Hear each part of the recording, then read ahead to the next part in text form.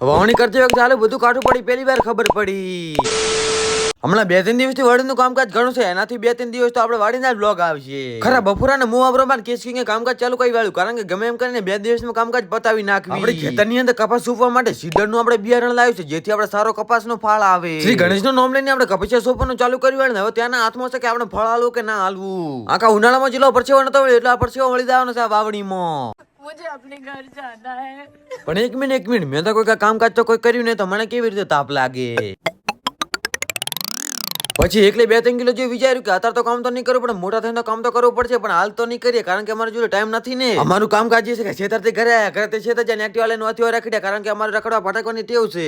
પણ આજથી આપણે ટેવ અને કુટેવની બેને કાઢી નાખશો, કારણ કે આપણે જેટલું કામ કરશો એની 2-3 કિલો વધારે કરશો, એટલે આપણે આવી જશું આપણે દુધાબાના મંદિરે. દુધાબાને દર્શન કરીને 2 હાથ જોડીને પ્રાર્થના કરી કે મારા જે બધા ભાઈબંધો છે એમને સુખનો સુખી જાય ને એ ભાઈ વાટા મંડળમાંથી રાજીનામું આપી દે.